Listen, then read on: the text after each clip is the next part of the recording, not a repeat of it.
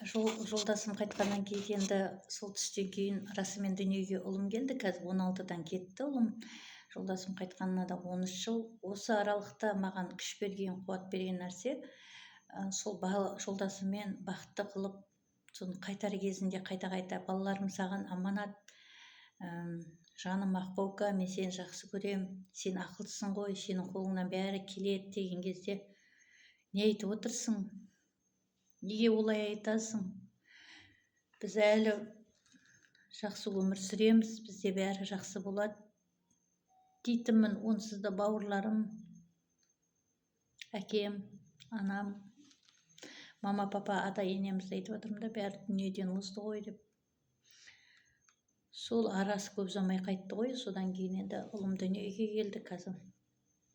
Шынымен де расымен де ұлым өзі кішкентай кезінен Құран жаттай бастады. Біздің айтқан сөзімізді қайталабатын ең ұзақ қой. Фатиха былай ұзақ қой, кішкентай 2,5-3 жастағы бала Фатиханы жаттап алатын еді.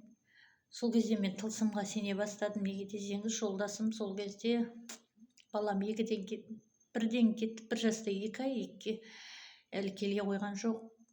Сол кезде түс көрдік, тағы да түсіме кірді. Ол кезде де қатты қиналып, сыналып жатқан едік.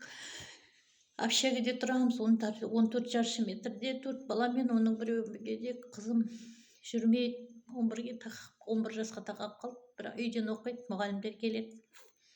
Сол күнді қатты шаршап, осы жарты көмеш нанды сатып әкеліп, 25 теңге тұрады ғой жарты көмеш, соны сатып әкеліп жеп, балдарға шайға езіп беріп, сол кішкентай біреу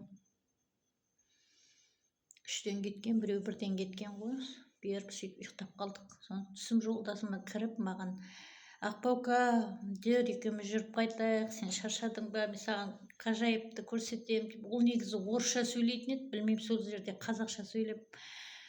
Соны екеуміз жаңағы баспалдақтан жоғары міндік. Аппақ дала, аппақ аспан ғой, аспан, бұлттар, сосын бұлттардың ортасында шырақ жанып тұр. Мен сол шыраққа қарай кетемін. Мені саған жіберді, сендер намаз оқыңдаршы, тілеңдерші. Мына жақта намаздан көп сұралады екен, біз сұрап жатыр дейді. Кім сұрап жатыр десем, сол ана жердегі адамдар дейді да. Сол кім екенін нақты айтпады. Содан осы шашағы бар, осындай дәл орамалды қолтығынан шығарып, менің оң иығыма жауып, мені құшақтап, әлі сендерде бәрі жақсы болады, өмірлерің. Керемет өмір сүресіңдер, маған кету керек деп кетіп барады. Мен нұрлан деп айқайлап